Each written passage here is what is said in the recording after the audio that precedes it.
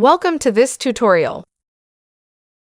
How to set up a metered internet connection.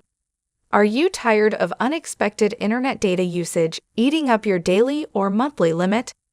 This video will guide you through all the working methods to set up a metered internet connection in Windows. Let's start with how to set a connection as metered. Click on the Start menu and select Settings. In Settings, go to Network and Internet.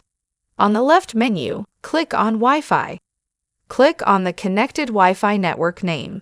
Scroll down and find the option Metered Connection. Turn on the toggle that says Set as Metered Connection. Now let's see how to set an Ethernet LAN connection as metered. Open the Start menu and go to Settings. Select Network and Internet. In the left pane, click on Ethernet. Click on the connected Ethernet network name. Scroll down to the Metered Connection section. Enable the toggle for Set as Metered Connection. That's it. Your internet connection is now set to metered, using the method that works best for your setup. Wasn't that helpful? Thanks for watching.